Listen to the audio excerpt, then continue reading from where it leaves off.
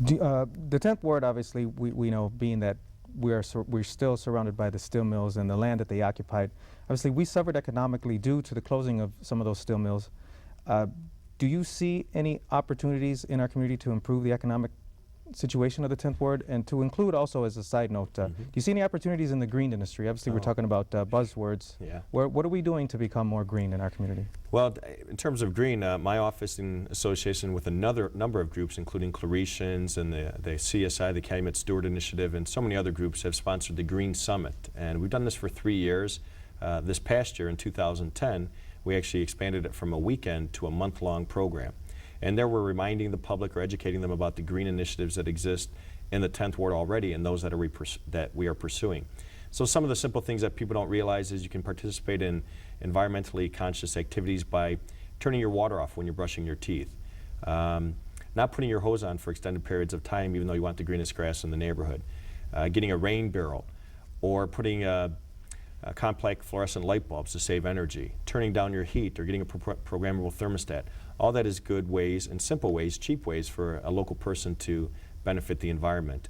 But we've done some bigger projects too. We've created the 10th Ward yard, the Streets and Sanitation Ward yard, and we made it green.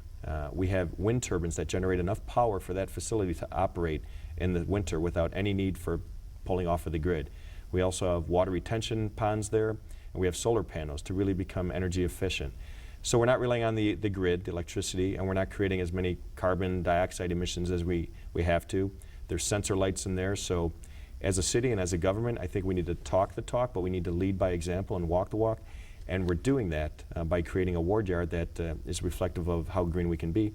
And we're using those TIF dollars too, which I think are a great use of the monies that the taxpayers are paying. Mm-hmm.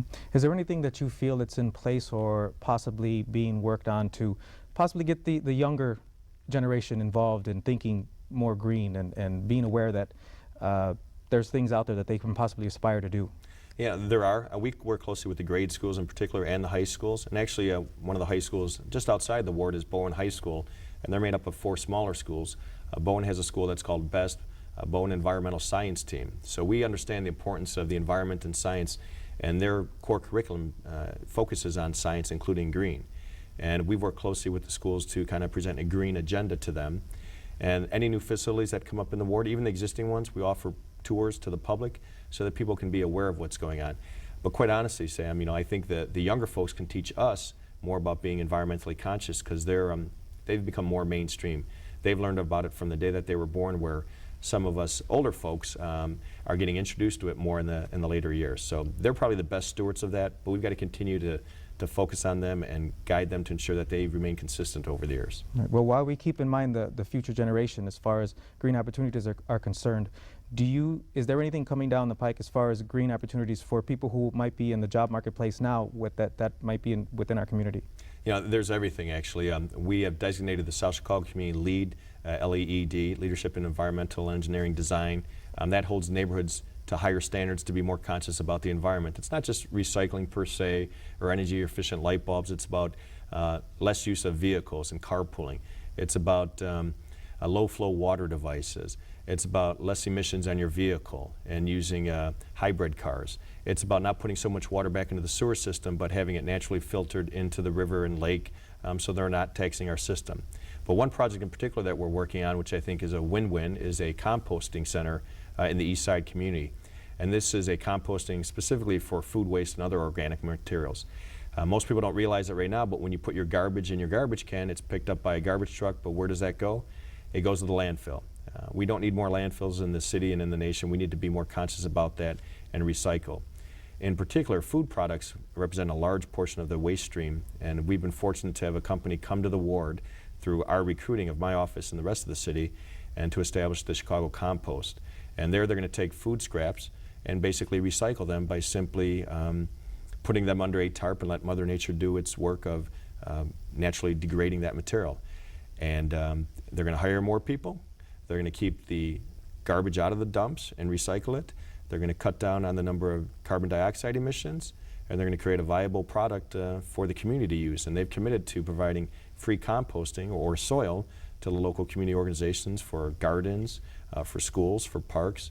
Again, I've offered tours and a great program that's been endorsed by the Autobahn and the Sierra Club and so many others. So we're happy to have a very green company coming to the ward that's doing the right thing, including adding a lot of jobs, several hundred construction jobs during its construction forum, and also permanent jobs.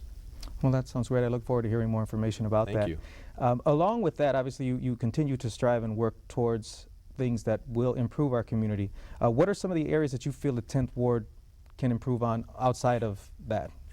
You know, that's a tough one, but I'd say everything. We've done a lot, but I think the voters, the residents, businesses are very demanding, and it depends who you ask. Someone will be more focused on senior issues, some will be more focused on veteran issues.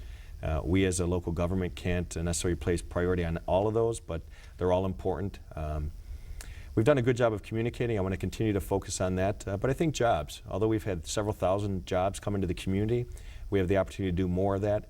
We want to continue to focus on that, but make sure that they're good paying jobs, first of all, that local people are hired, and that they benefit the community as much as possible as far as an environmental and income standpoint.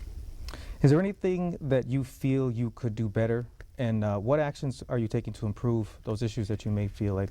Well, you know, we communicate very well, like I said, but technology is changing so quickly that we need to continue to take advantage and be on top of that. Not too long ago, we got on Facebook, which has really emerged as a great means of communication. More recently, we're on Twitter. We continue to use CANTV and the senior network here, which I think is great. But I think as we see technology change, we'll try to take advantage of that. We're very responsive to emails. So I think as those different mediums become available, we need to communicate even more to encourage as many people to get involved as possible, because it's through a coalition, through the effort of my office and all those other organizations and individuals who really make a successful program regardless of the subject matter.